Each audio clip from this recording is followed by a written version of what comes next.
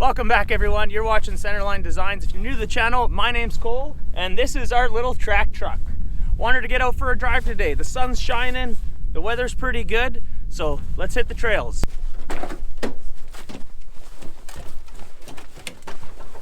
All right, it's about -5 out here. We'll do a little cold start on this. It should start up just fine.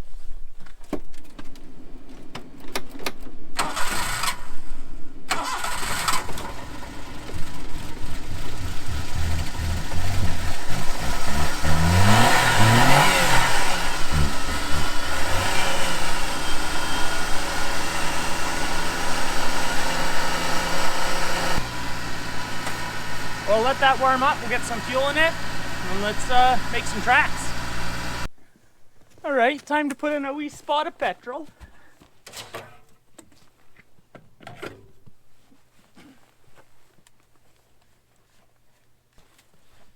It loves to kick up so much snow and pull it up into the carb in the engine. I always put some gas in antifreeze or fuel stabilizers to sea foam. It's just great for everything.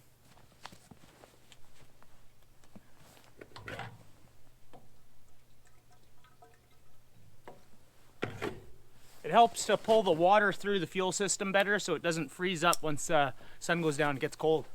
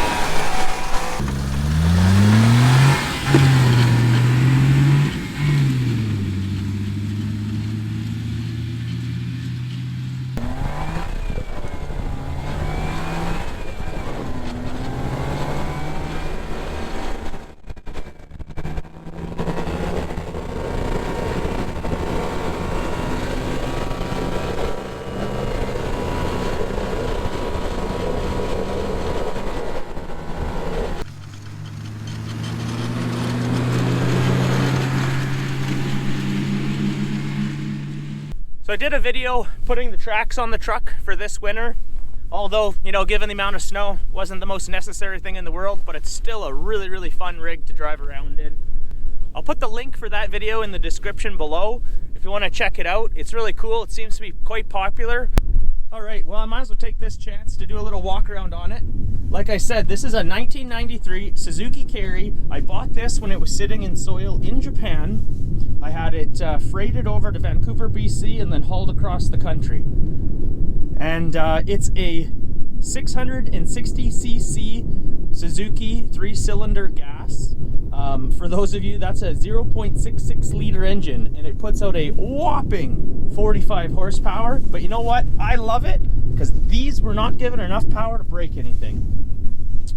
I did a bunch of modifications to this. Although these come with dump beds, this one didn't. So I made this dump bed, and it's great because I have a little mini excavator, and now I have a little mini dump truck. Works phenomenal. Just the push of the button. I still haven't wired it in fully, but also makes it really easy if you ever want to come service anything in here. You know, put your safety block in, and you can work on the carburetor. It's just down in there. You got the distributor. Cute little transmission transfer case. Fuel tanks in the back. We're running a set of an older set of Mattrack Litefoots. They've worked out pretty good. I did have one of these main wheel bearings completely blow apart on me before.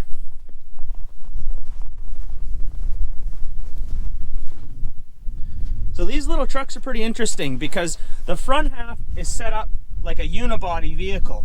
You have a strut and kind of like a lower arm, and then what these have, I think they're called tension rods, and that's what locates the axle, and then the strut keeps it up and down and keeps your your camber in line. I actually have a bent strut on this side because I hit some slush ruts really bad last year. As you can see, I got wearing on the springs, but these little things can take a beating.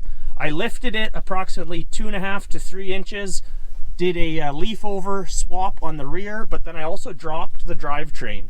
So I picked the cab and the frame up, brought the drivetrain down, you know, for clearance on the tracks, but also to maintain my driveline angles, because these are famous for blowing out CV joints in the front end if you push them too hard. These weren't meant to be highly off-road vehicles, however, they're really good at it. I wanted to get out, do another drive. I got some trails I want to head up, the nice little view up at the top of the hill, and yeah, we'll just do some more driving content. Why not? Okay, let's get going.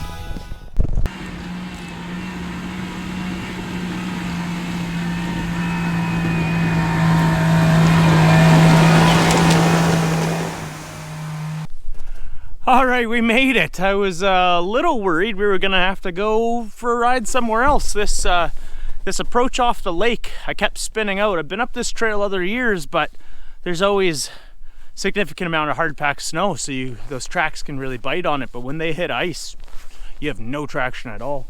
I just blew right up the hill because I wasn't stopping. I had enough momentum. I figured I could make it, but you probably can't see it, but this is it's a pretty steep grade here. I know that never shows up on camera very well, but I don't know, or maybe a 18 to 20% grade here, and lots of ruts and bumps.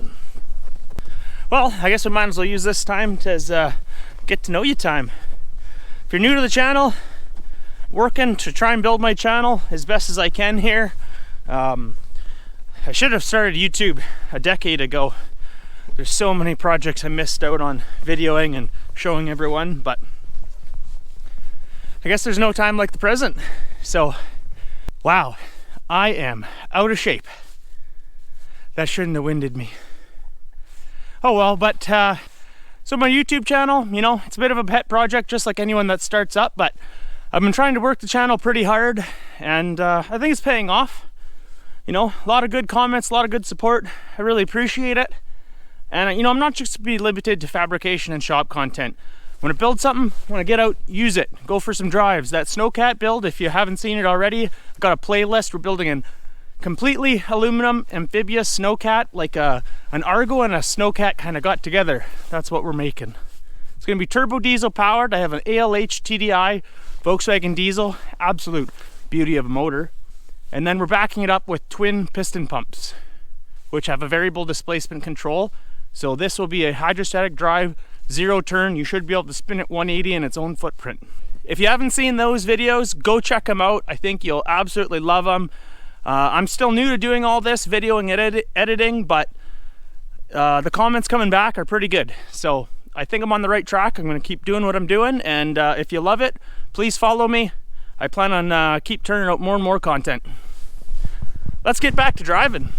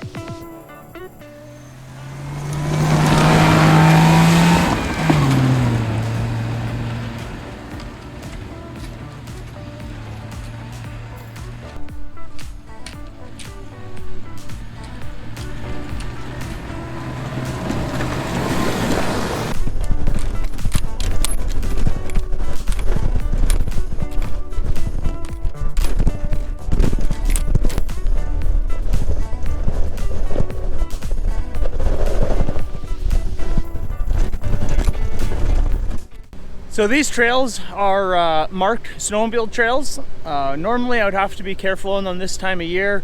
They kind of frown upon anything other than snowmobiles going on them because, you know, they are paying customers.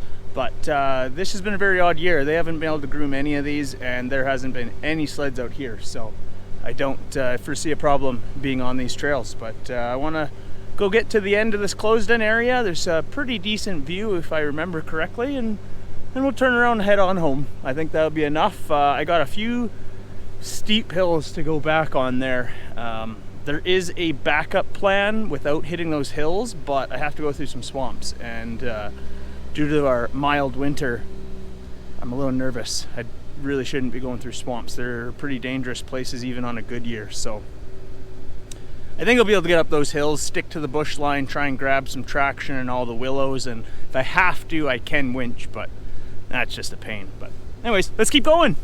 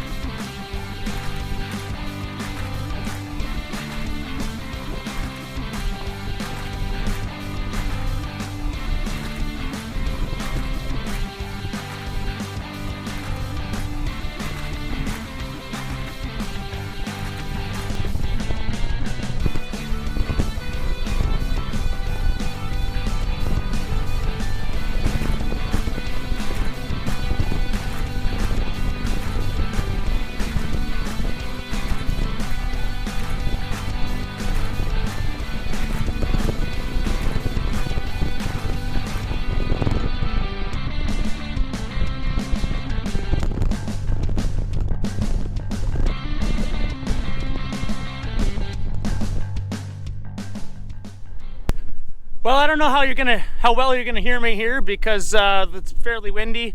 I do have a mic with a sock on it here, but how can you not think this is cool?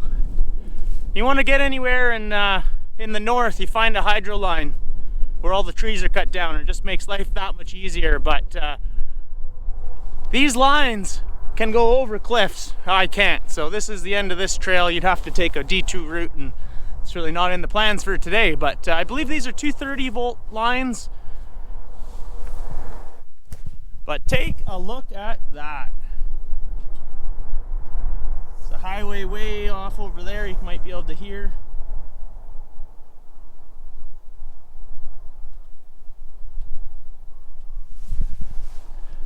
Don't get views like that in a city.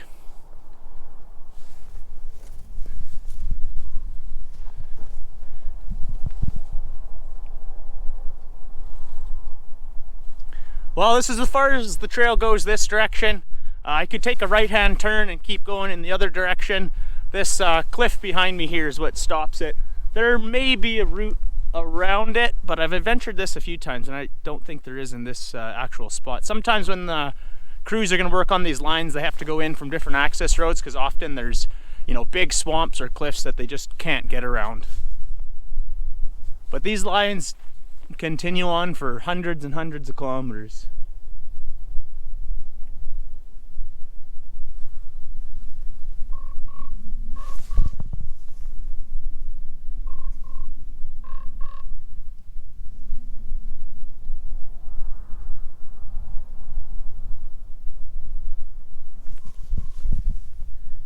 Well, let's get back on that trail.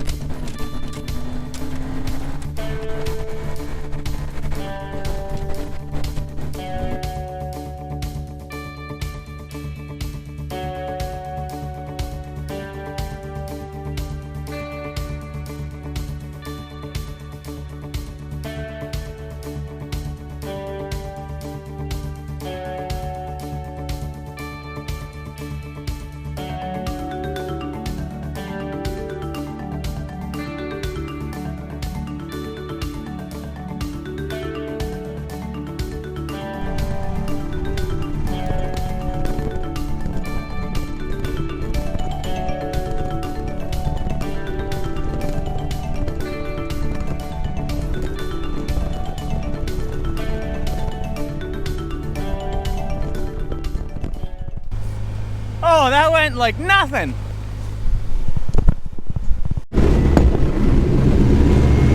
You probably can't hear me in here because although this vehicle's really nice, it's really loud, but that's just fun. I don't know how you can't like that.